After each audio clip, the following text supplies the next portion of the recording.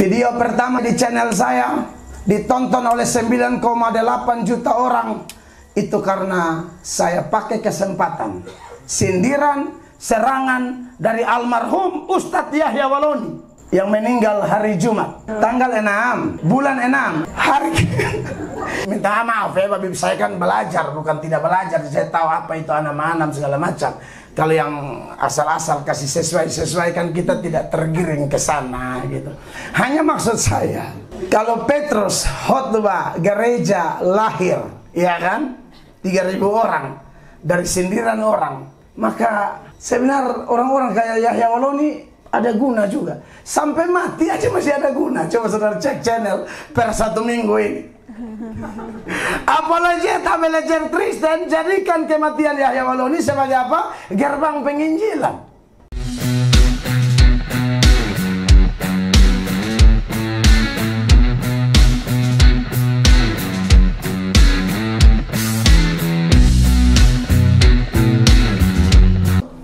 Jadi setiap Rabu itu kita KKR ya di keluarga besar Amazing Grace. Tetapi karena dari hari Selasa sampai hari Sabtu ada pemasangan sound system dan lighting, maka hari ini KKR-nya bertempat di sini. Dan memang untuk kasus-kasus khusus KKR Rabu bisa pindah ke rumah-rumah jemaat. Dan khusus jemaat Tuhan di Amazing Grace semuanya tuh super ready ya. Jadi saya tidak terlalu khawatir. Saya berdoa Tuhan tetapkan saya di hati, saya tinggal telepon dan pasti jadi. Begitu. Dan menarik saudara-saudara, karena ini adalah KKR Rabu, maka khotbah hari ini pun merupakan sambungan dari khotbah Rabu, di mana sebelum saya berangkat ke Amerika, kurang lebih 3 minggu saya ada di Amerika. Dan saya ingat bahwa ayat yang kita baca ini, ayat 23 sampai ayat 26 dari 2 Timotius 2 adalah ayat-ayat terakhir dari pembahasan 2 Timotius pasal 2. Sebenarnya hanya tersisa sebagian dari ayat 25 dan juga ayat 26. Tapi kenapa saya baca dari ayat 23 dalam eksposisi surat 2 Timotius pasal 2 ini? Karena ada beberapa hal yang perlu saya tambahkan lagi dalam kebaktian kebangunan rohani kita pada malam ini. Saudara-saudara yang diberkati oleh Tuhan Yesus Kristus, menarik bahwa ayat ini, khusus ayat 23 yang mau saya tambahkan bagi jemaat sekalian, dikatakan bahwa hindarilah soal-soal yang dicari-cari, yang bodoh dan tidak layak. Engkau tahu bahwa soal-soal itu menimbulkan pertengkaran. Kita tahu persoalan di dalam teks ini, yaitu bahwa Timotius sedang dididik oleh Rasul Paulus yang adalah mentornya, bapa rohaninya, pembimbingnya, yang dari sudut waktu, pengalaman dengan Tuhan, dia senior banget, saudara-saudara, sangat senior. Dan sebagai seorang senior hamba Tuhan yang ditugaskan Allah untuk mementor atau mementoring hamba Tuhan yang lebih muda, berbagai hal dia bagikan. Salah satunya dalam urusan bersosialisasi, dalam urusan membangun hubungan secara horizontal dengan orang-orang di sekitarnya, entah yang di dalam gereja wilayah pelayanan Timotius atau mungkin di luar dari wilayah pelayanan Timotius. Dan menarik Bapak Ibu terkasih bahwa Rasul Paulus yang kita sering dengar tentang Rasul Paulus, setelah dia diubahkan Tuhan, dia bukan hanya pengkhotbah atau pemberita Injil satu arah. Tapi kadang-kadang dalam beberapa kesempatan dia harus berdialog, bahkan berdebat dalam perdebatan yang serius. Tetapi kali ini ada satu ajaran peringatan yang menarik.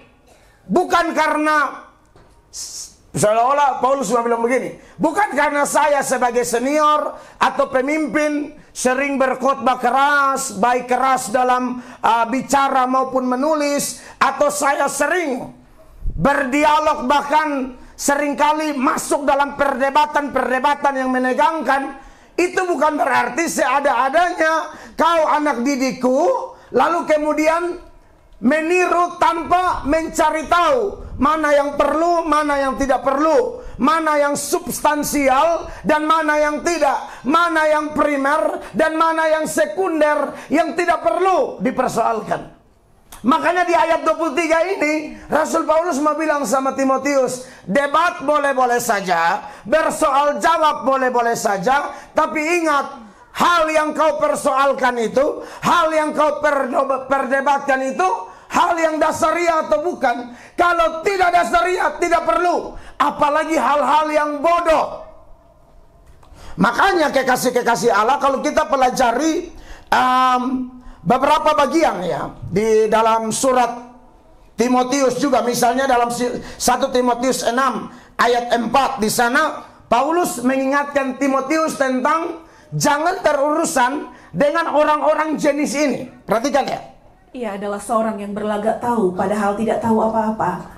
Penyakitnya ialah mencari-cari soal dan bersilat kata yang menyebabkan dengki, cedera, fitnah, curiga. Iya, jadi Paulus bilang sama Timotius, kau kalau ketemu orang berlagak tahu begini, jangan dilayani, jangan diladenin. Ya, karena kalau kamu ladeni orang kayak begini, ujung-ujungnya yang Paulus sebutkan di bagian akhir tuh, menyebabkan dengki, ya, cedera, fitnah, curiga. Jadi tidak ada dampak rohani, tidak jadi berkat. Makanya jemaat terkasih, kita di gereja Tuhan, di Amazing Grace, ya, mungkin sebagian orang sudah tahu bahwa pendeta Anda juga biasa berurusan yang dalam dunia apologetika. Cuman saya mau kasih tahu, kita harus lihat Alkitab ya. Kalau hal-hal yang tidak perlu, jangan. Hal-hal sampah, hal-hal yang tidak membangun iman, hal-hal yang justru bukan saja tidak membangun, tapi meruntuhkan, itu dihindari. Tidak perlu. Ya, kadang-kadang kan kita ketemu orang, entah kerabat, kawan kantor, ada saja yang dia mau persoal jawab yang apa ini, hal remeh banget. Jemaat curhat atau cerita, berbagi pengalaman kepada saya dan istri. Kok bisa gitu loh? Dalam ruang kerja mereka lihat jemaat ini langsung bilang begini, haleluya, haleluya. Anda lihat, tidak perlu banget. Apa maksudnya apa? Mel atau saudara-saudara begitu. Nah, menurut saya memang ini contoh hal-hal bodoh sebenarnya. Orang-orang ini jadikan gereja, pendeta, firman, kebiasaan-kebiasaan dalam sebuah liturgi itu jadi bahan ejek, olok, bercanda, cari hal. Yang begini-begini Paulus bilang sama Timotius, dan hari ini saya kutip untuk saya bilang sama jemaat, tidak perlu dilayani. Senyum sedikit sambil angkat doa. Jangan Anda jadi seperti dia. Bersonju iblis supaya bersentuh. Itu apa? Siapa yang ajar begitu? Coba cek jejak rekam dari ribuan khotbah saya. Kapan saya ajar begitu? Dipastikan tidak ada. Jadi tak usah. Memang kadang-kadang, saudara, kita harus siap untuk disakiti. Kita harus siap untuk tersinggung. Kita harus siap untuk merasa tidak nyaman.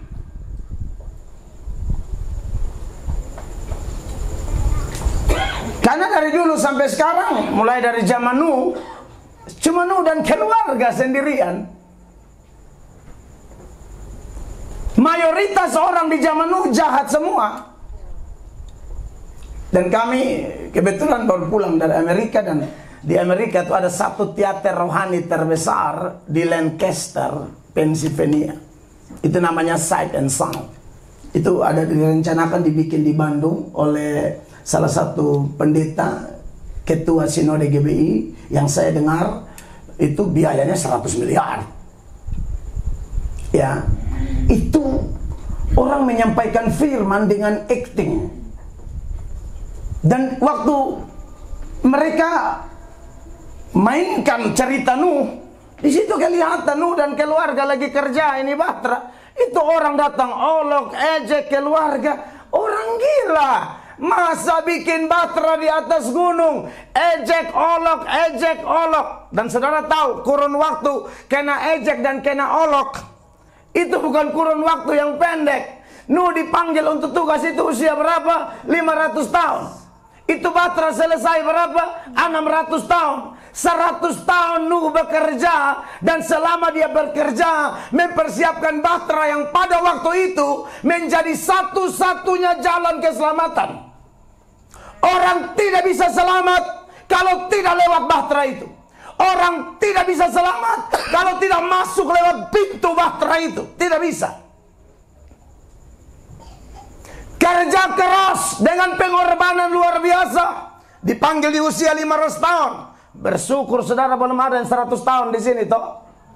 Bapak Nan berapa? 74. Menurut WHO. Ini beda kan ya. Bapak, WHO yang PBB itu bilang 70 itu pemuda Bapak. Jadi Jumat itu Bapak ikut YouTube. Jadi begini, iya WHO bilang 70 itu pemuda. Tapi itu WHO ya. Tapi kalau 500, itu bukan pemuda lagi. Karena WHO bilang tua itu di atas 100. Nuh 500 dipanggil untuk melakukan proyek tidak main-main. Bangun Bahtera di usia tua dengan alat-alat primitif yang dukung cuma dikit. Tuntas tidak pekerjaannya, tuntas. Kenapa? Karena kalau Allah yang suruh orang bekerja, Allah yang maha kuasa, dia akan sertai, dia akan lengkapi, dia akan turut bekerja. Sampai segala sesuatunya finish sesuai skenario yang ada di hatinya. Amin Bapak Ibu. Dan selama 100 tahun itu proyek, Nuh juga beritakan Injil. Dan sepanjang dia beritakan Injil, yang dia dapat bukan jiwa, yang dia dapat bukan pertobatan, yang dia dapat bukan multiplikasi, yang dia dapat apa? Hinaan, olokan, ejekan, sindiran. Saya rasa saya agak lebih beruntung dari Nuh. Saya baru berkhotbah 26 tahun. Karena sebelum jadi pendeta juga sudah diberitakan Injil kemana-mana. 17 tahun jadi gembala. Tapi saya lihat ada orang bertobat. Nuh tidak lihat orang bertobat. Nuh tidak lihat orang bertobat. Pengikut setia di gereja Tuhan yang kita layani sama-sama tahu kan. Gereja dari kecil, ibadah-ibadah sampai susun karosi di luar, tanpa plafon, ya, lampu tak gantung ke pancing mania, semua tahu. Ya kan? Jemaat datang ada berkat kasih kipas angin, satu datang kasih ini, satu datang kasih itu. PKKR di sana orang kasih 10 juta, bekasih semua untuk plafon dan keramik. Telepon toko yang mau bantu, bro bisa pasang plafon yang keramik. Kok Pak Pendeta pun dana berapa? 10 juta. Waduh Pak Pendeta nggak masuk Pak. Plafon aja nggak masuk Pak. Plafon bisa 18 sampai 20 juta. Pak Pendeta cuma 10. Oh begitu kok? Iya Pak, tidak masuk. Tutup telepon. Berapa menit dia telepon? Sudah jadi Pak. Hati raja. Dengar.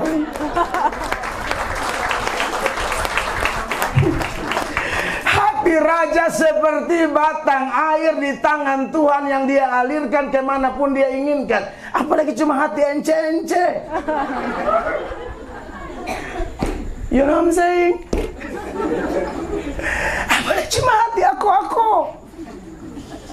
Tuhan pegang dan semua. Kerja pasang keramik, pasang plafon, ya kan? Gereja-gereja. Jadi kalau saya, jadi kamu alasan mau bersungut-sungut apa? Makanya enak waktu saya nonton di Sight and Sound itu, saya bilang wow. Saya dengan Giskel, karena kita masuk tidak dapat tanpa lagi.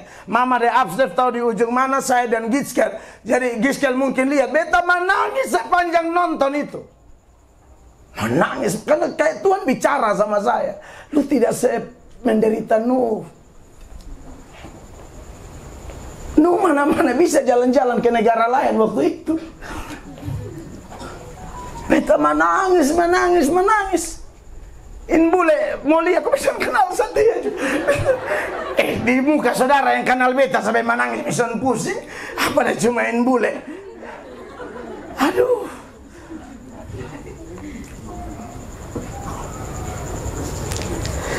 Jadi saudara-saudara diberkati oleh Tuhan Yesus Kristus, ya, kita semua ini dibimbing, dibina supaya dada kuat, jiwa kuat, perasaan tuh dewasa, rohani tambah dewasa. Jangan baperan. Ikut Tuhan, jangan baperan. Biasa itu. Makanya Paulus bilang sama Timotius, jangan imbangi orang-orang kayak begitu. Dan masih ada beberapa contoh lain di surat Timotius. Memang kadang-kadang, ya, kadang-kadang perlu juga, ya. Ada saat dimana kita tidak perlu, seperti di dalam Amsal 26 kan, ayat 4. Ayat 4 sama-sama baca, perhatikan ayatnya 1, 2, 3. Jangan apa? Jangan menjawab orang bebal menurut kebodohannya, supaya apa? Jangan engkau sendiri menjadi sama dengan dia. Jelas, ini ayat eksplisit sekali, ya. Kalau ada orang, entah kerabat, tetangga, kenalan, mantan, banyak mantan juragan, tahu seimbangi, ya, omong yang tidak perlu, yang tidak memang. Aduh, sorry, beta kerjaan banyak, nggak ada waktu. Tapi boleh sekali-sekali jawab ini orang, skakmat dia, supaya dia tahu lu nih on, tapi paksa berlagak tahu. Makanya ayat 5-nya bilang begini, perhatikan saudara. 4 kelihatan kontradiksi sama 5, padahal ini bukan kontradiksi, hanya lebih tepat kapan memperlakukan ayat 4 atau menerapkan ayat 4 di hidup kita, kapan menerapkan ayat 5. Ayat 5 bilang begini, jawablah orang bebal menurut kebodohannya, supaya jangan ia menganggap dirinya bijak. Ya, ini sekali-sekali bodoh. Sekali-sekali bodoh, sekali-sekali boleh. Kasih tahu sendiri supaya dia tahu lu ini bodoh, hanya paksa diri. Tapi kalau imbangi terus sampai cek-cek demo status, dia ada omong apa di status, dia ada omong apa. Saya ke KRDN tadi malam, ketemu rekan-rekan pendeta Flores, Sabu dan Alor. Beberapa memang tidak hadir, tapi banyak hadir juga. Mereka bilang, Pak Mel, kami ikuti media sosial Pak Mel terus. Kami ikuti Pak Mel. Kami mau tanya, ini satu, ini siapa dia? Ada seseorang yang selalu komentar, mau video apa sah? Dia akan bilang, pelit. Usir pembantu. Pendeta sekarang tambah kaya. Itu siapa Pak Mel? Karena video Pak Mel itu apapun, komentarnya pasti yang tidak ada hubungan dengan video. Oh, iya. Nah, itu kawan.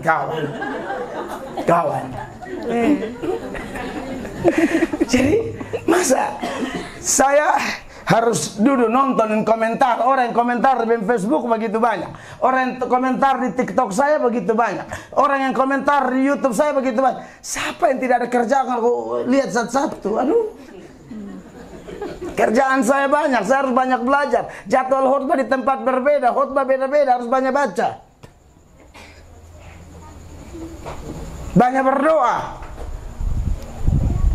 Mana bebas? Lu mau masuk siapa yang pelit? Coba. Saya pendeta gila. Terbang bola-balik Amerika segala macam, hanya urus-urus tanyain siapa yang pelit. Kan gila setengah. Tapi ya sekali-sekali boleh, tapi kalau bisa langsung, ya. Langsung deh Om Yapi, deh siapa. Pegang.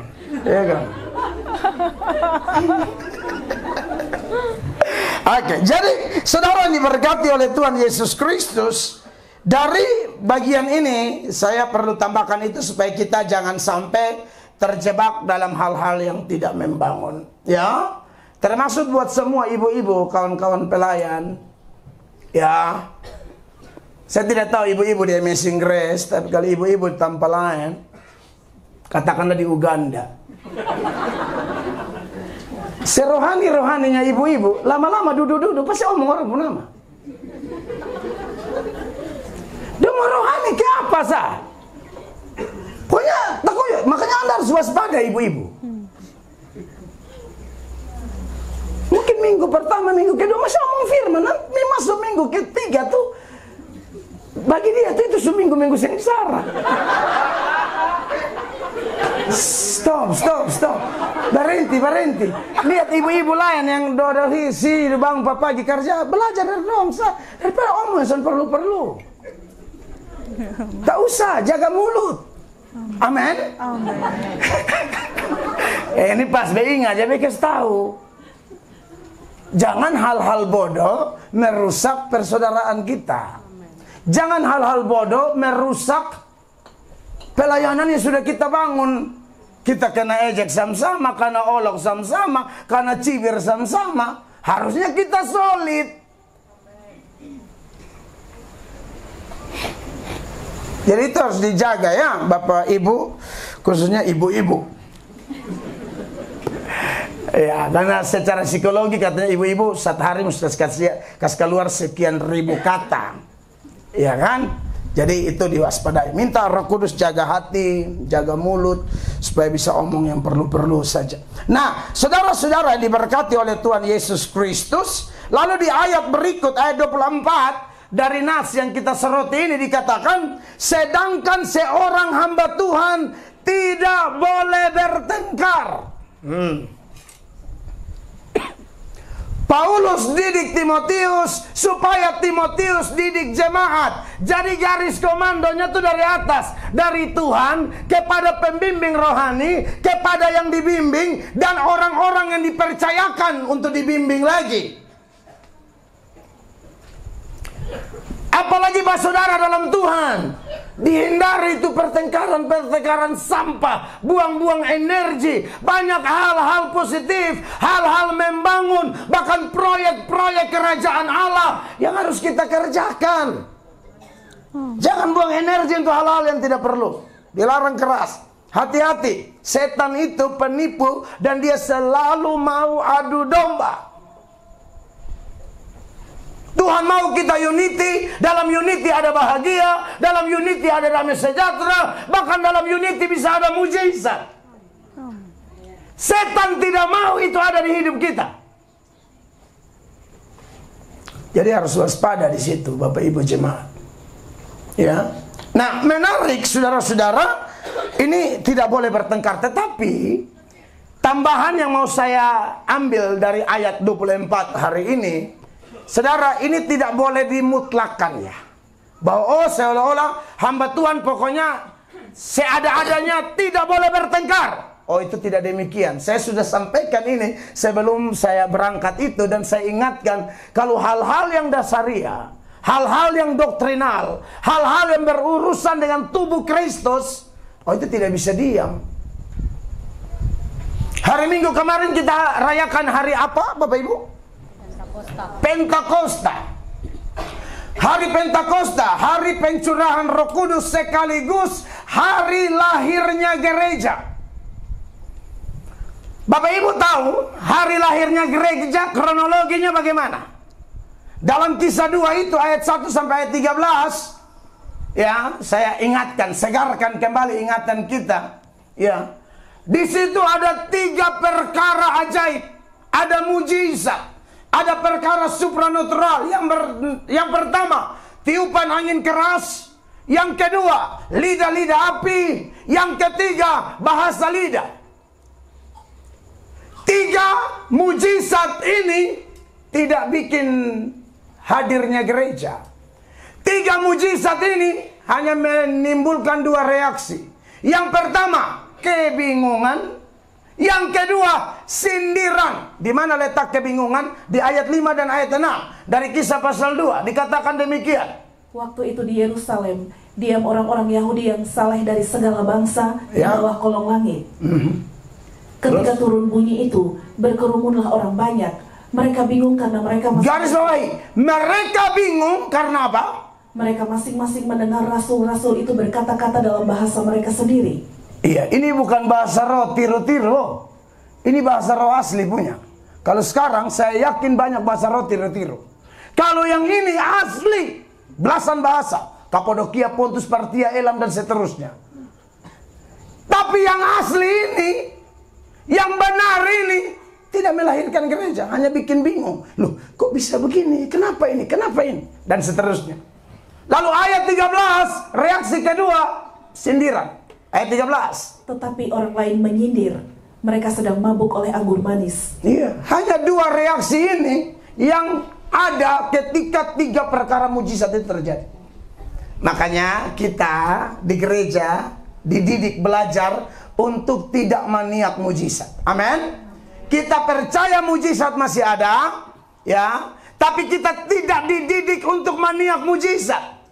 Karena pertobatan sejati tidak pernah dilahirkan oleh mujizat. Dengar ini.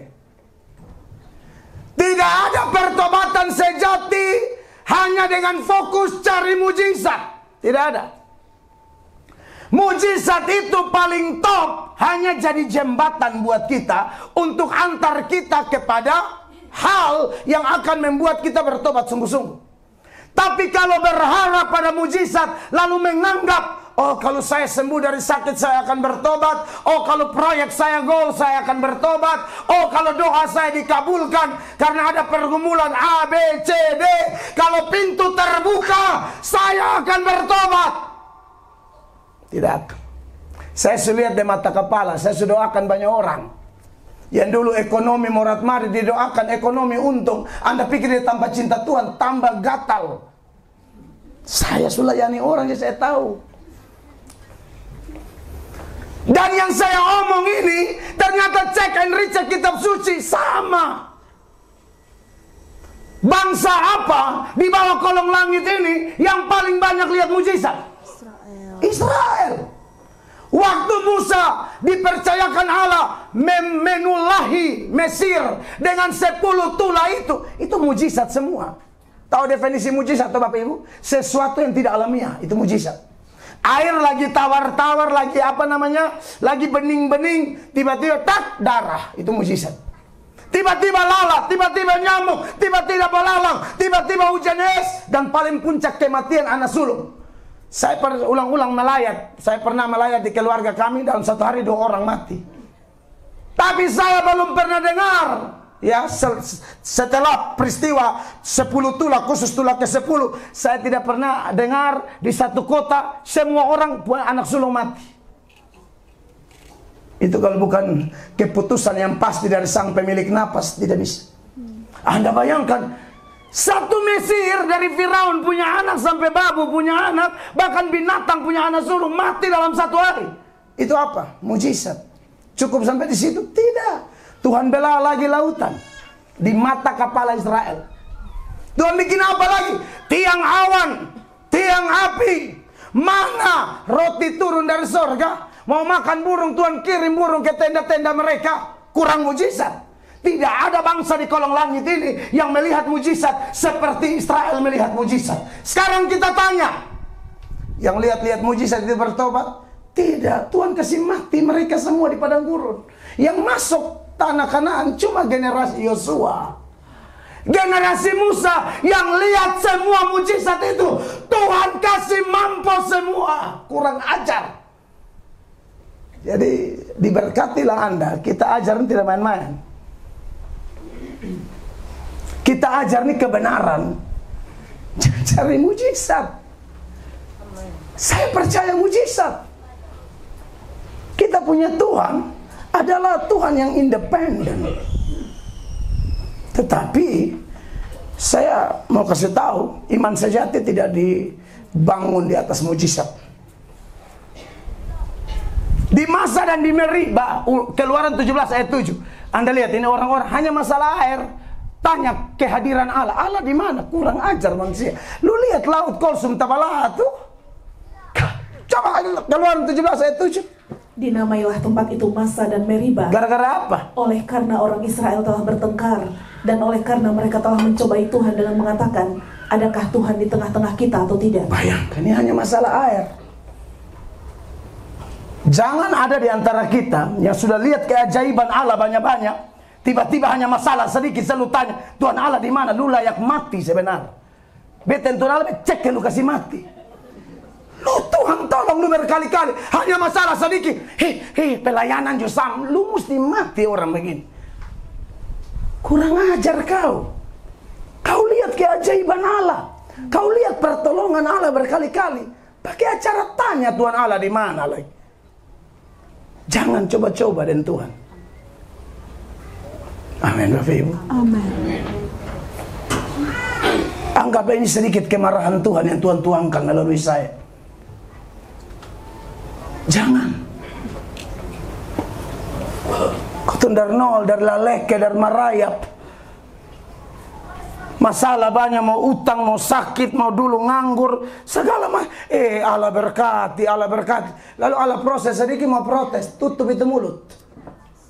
Jangan coba-coba. No complain. Amin, Bapak Ibu terkasih. Jangan. Jangan kawan pelayanan punya salah, lempar di pelayanan. Jangan. Kawan pelayanan kita memang bukan malaikat. Dia bisa salah. Tenang sedikit.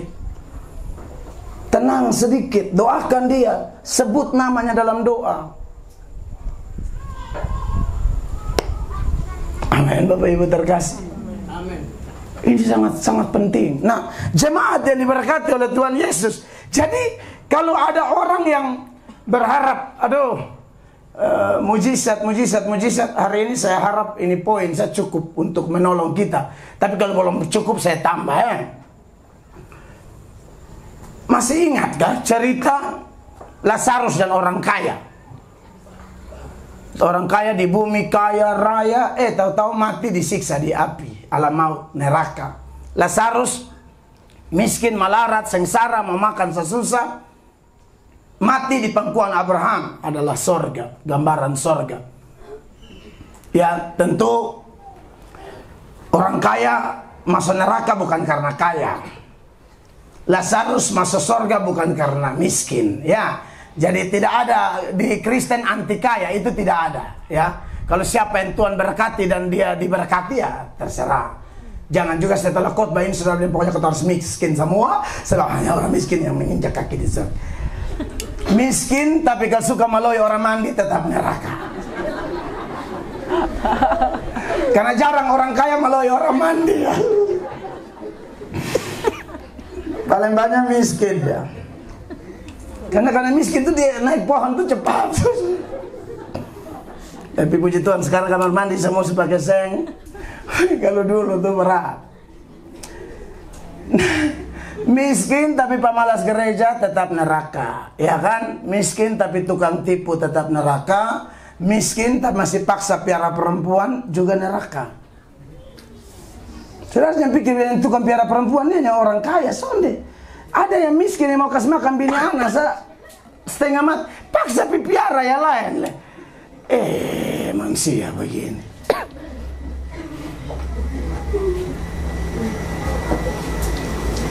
Nah jadi Lazarus itu siapa? Lazarus itu kalau tafsiran yang benar ya, cara tafsir Alkitab harus komprehensif. Lazarus itu perwakilan orang percaya. Si kaya itu perwakilan orang tidak percaya. Karena masuk surga atau tidak tergantung percaya Yesus atau tidak. Ya, saya pikir itu clear di situ ya. Tetapi yang mau saya persoalkan adalah dia minta air, Abraham tidak kasih karena Abraham bilang ada jurang yang tidak bisa diseberangi antara tempatmu dan tempat kita. Pesannya apa? Sekali neraka tetap neraka, sekali sorga tetap sorga. Dari sorga tidak bisa pindah ke neraka, dari neraka tidak bisa pindah ke sorga. Mau ke sorga atau ke neraka, keputusannya sekarang. Terima Yesus sekarang, mati masuk sorga. Tolak Yesus sekarang, mati masuk neraka, dan tidak bisa pindah lagi. Neraka itu kekal, sorga itu kekal. Tetapi ada lagi yang menarik di sana. Setelah dia menderita, tersiksa di neraka itu, tiba-tiba ada beban pelayanan yang muncul. Dulu masih di bumi, masih kaya, masih berduit, masih membuang waktu demi memuaskan hobi-hobinya. Diajak pelayanan tidak mau. Diajak ke gereja tidak mau. Diajak kontribusi tidak mau. Diajak bergandeng tangan tidak mau. Pas sudah di neraka, baru mulai ada beban pelayanan. Lalu dia bilang, Bapak Abraham, kalau begitu tolong Lazarus hidup kembali, pergi ke rumahku, karena ada 5 saudaraku yang belum bertobat. Tolong supaya mereka mati, jangan masuk di sini. Di sini terlalu sengsara. Supaya mantap, mari kita lihat Lukas 16 ayat 27. Dikatakan demikian. Kata orang itu, kalau demikian aku minta kepadamu, Bapa, supaya engkau menyuruh dia ke rumah ayahku. Jadi ini beban pelayanan muncul terlambat. Jadi Bapak Ibu kalau ada beban pelayanan langsung eksekusi ya. Jangan tunda-tunda. Diberkatilah Anda yang punya beban pelayanan. 28. Sebab masih ada 5 orang saudaraku, supaya ia memperingati mereka dengan sungguh-sungguh, agar mereka jangan masuk kelak ke dalam tempat penderitaan ini. Anda lihat, berarti di neraka itu tubuh boleh mati, memori kita semua ada. Jadi Anda jangan bilang neraka itu omong kosong. Sekarang di AI apa segala macam, orang bikin neraka jadi canda-candaan. Wah, di sini hangat ya, kurang ajar. Itu menghina Tuhan. Pesan saya bagi jemaat, jangan sharing video model begitu. Tanpa disadari itu menghina Tuhan. Masa neraka lu bilang ini, wah hangat sekali ya, kurang ajar. Lu pikir ini mandi air panas, air hangat. Tidak boleh begitu. Ya jangan sharing yang begitu. Biasa orang-orang kurang ajar yang suka sharing hal-hal begitu. Remehkan neraka. Tuhan Yesus lebih banyak bahas neraka daripada bahas surga. Neraka itu serius. Hitung, Yesus lebih banyak bahas apa? Surga atau neraka? Dia lebih banyak bahas neraka. Maka dari itu, jemaat yang diberkati oleh Tuhan Yesus, kita harus waspada dalam hal itu, ya. Lalu dia lanjutkan bilang begini, saudara-saudara, kan dia bilang, tolong supaya ini sama dengan dia minta mujizat. Suara dari neraka mengatakan, kalau ada mujizat, saudaraku yang belum bertobat itu akan bertobat. Tapi apa respon suara dari surga yang diwakilkan oleh Abraham dalam perumpamaan ini? Perhatikan. Tetapi kata Abraham, ada pada mereka kesaksian Musa dan para nabi. Kesaksian Musa dan para nabi itu ini Alkitab. Terus, baiklah mereka mendengarkan kesaksian itu. Suara dari neraka bilang, kalau ada mujizat, orang mati bisa bangkit, orang bertobat. Suara dari surga tidak. Yang bikin orang bertobat tuh ini, tepuk tangan yang meriah begitu. Yang bikin orang bertobat tuh firman Allah. Bukan orang mati bangkit. Supaya lebih tajam, dijelaskan sebagai berikut. Suara dari neraka masih ngotot. Perhatikan. Jawab orang itu, tidak Bapak Abraham. Nah ini neraka perdebatan. Perhatikan. Tetapi jika ada seorang yang datang dari antara orang mati kepada mereka, mereka akan bertobat. Anda lihat, suara dari mana itu? Ya kalau Anda yang ikut Tuhan bilang, sonde gereja kalau ada mujizat akan sepi. Dari mana? Kau belajar di mana? Gereja yang hari-hari ini penuh-penuh dan tidak menekankan Injil, itu hanya iklan saja. Lu tanda saya mulu, akan bubar. Akan bubar. Makanya layani Tuhan, beritakan Injil. Saya dan teman-teman hamba Tuhan, pengkhotbah, kami satu sepakat, kami beritakan Injil aja. Toh kami juga tahu, bukan kami yang tarik jiwa, Tuhan yang tarik jiwa. Tak usah tipu-tipu kok, tutup mata ada penglihatan. Aduh, ada 2 ibu di sini yang terganggu. Begini banyak ibu, masa cuma 2 yang terganggu? 12. Istri dari 12 suku itu sendiri. Kan saya sudah ajar ulang-ulang, ketong nih kalau mau tipu, makamanta, beta makamanta. Bisa tiru orang bahasa roh. Beta hafal ayat, beta mulu bisa, beta jago mendramatisir keadaan melalui khotbah, beta bisa bikin kau ketawa, bikin kau tegang, bisa bikin kau menangis sekaligus. Kalau saya otak tipu-tipu, selesai, kelar hidup loh.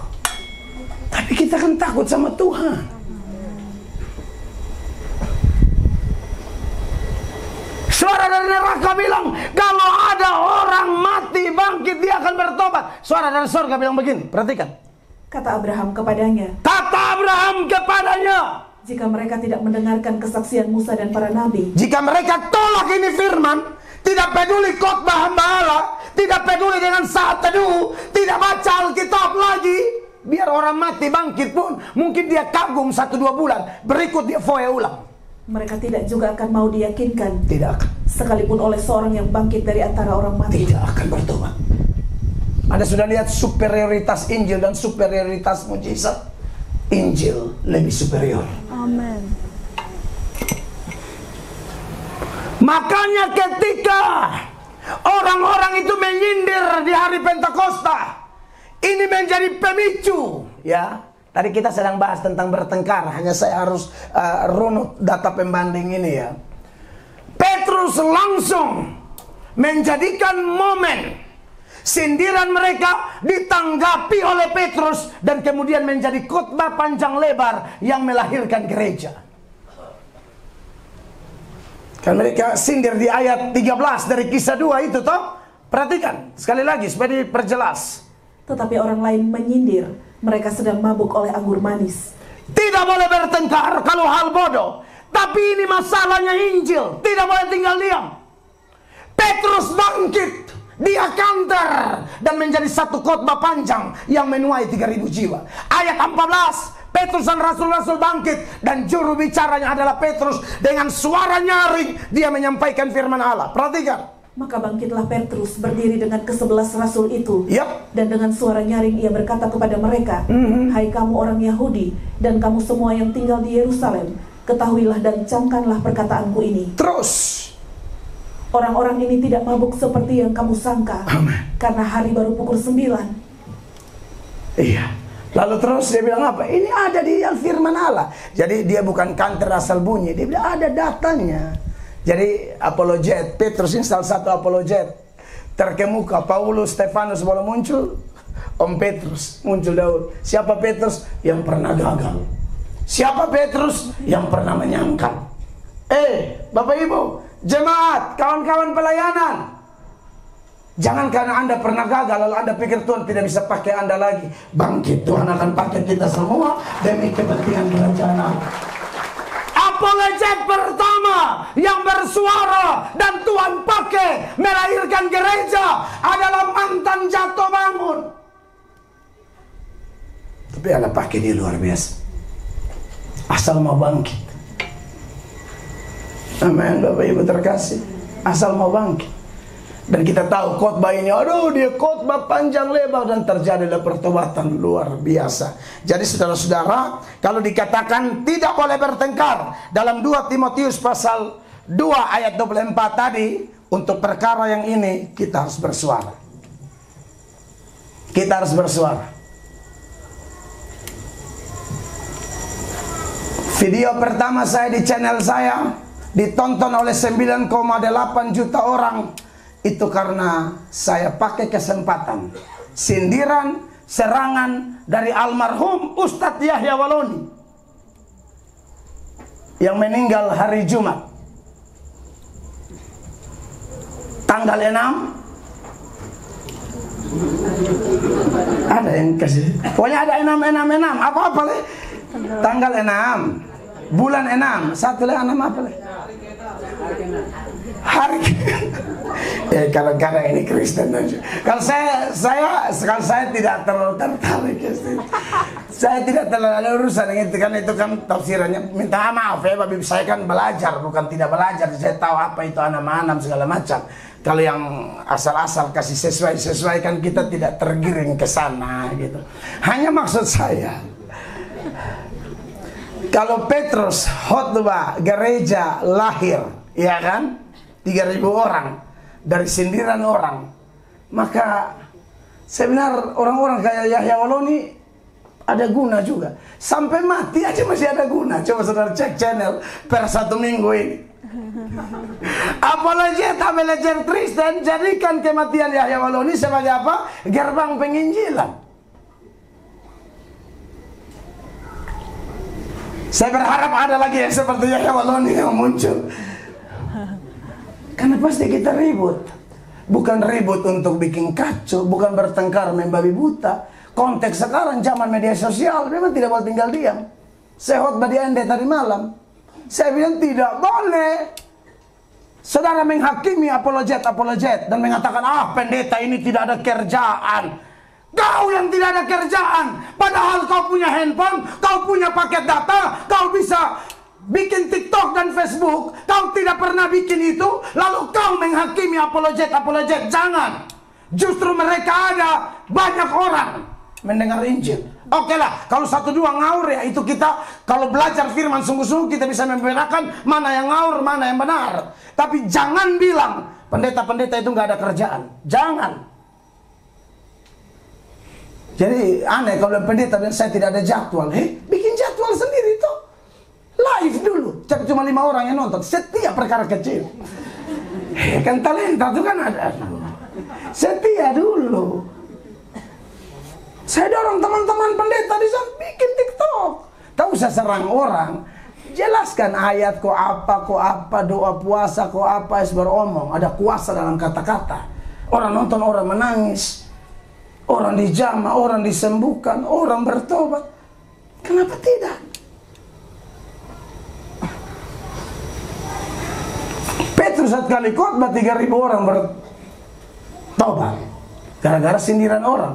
Saat kali Yaya sindir katong, 9,8 juta orang nonton khotbah yang isinya firman.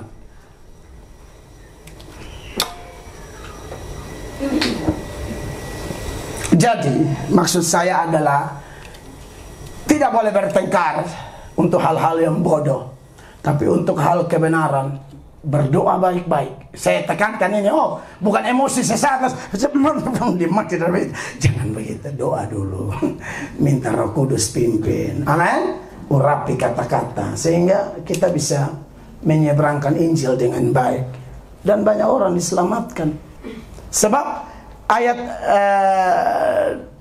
25-26, kalau kita menyampaikan Injil sungguh-sungguh, ya walaupun ini tidak konteksnya menanggapi orang, tetapi dalam bimbingan firman yang disampaikan oleh hamba-hamba Tuhan, bisa buat orang yang terikat menjadi terlepas. Orang yang kepala batu dituntun pelan-pelan bisa bertobat. 25 bilang begini, dengan lemah lembut dapat menuntun orang yang suka melawan. Sebab mungkin Tuhan memberikan kesempatan kepada mereka untuk bertobat, dan memimpin mereka sehingga mereka mengenal kebenaran. Bisa. Dan kalau firman sudah melekat, pasti bisa. Ya memang ada orang-orang yang levelnya sudah terikat setan, bisa terlepas juga. 26. Dan dengan demikian mereka menjadi sadar kembali, karena terlepas dari jerat iblis yang telah mengikat mereka pada kehendaknya. Iya. Jadi saudara-saudara yang diberkati oleh Tuhan Yesus, firman harus tetap menjadi ujung tombak dari pelayanan kita bersama. Amin. Kekasih Tuhan, terima kasih buat doa-doa jemaat, dukungan jemaat, sehingga kami semua hamba-hamba Tuhan bisa terus memberitakan Injil. Ya, terima kasih juga buat jemaat yang sharing firman hamba-hamba Tuhan. Ya, kalau yang Anda tidak mengerti, saran saya jangan sharing. Kalau Anda rasa perlu konsultasi dengan kami dulu, konsultasi dulu baru kami jelaskan. Tidak ada yang modal semangat, wih terlalu pas, langsung sharing, cek dulu. Ya, kabar-kabari pemimpin supaya kita bilang boleh atau tidak share satu video. Kalau hamba-hamba Tuhan yang di gereja Tuhan di tempat kita, ya Anda sudah tahu lah, aman, jadi sharing saja. Tapi Anda tidak kenal dari mana, ini ajaran baru dari Korea, langsung share. Jangan ya. Saya tidak khotbah panjang-panjang saudara.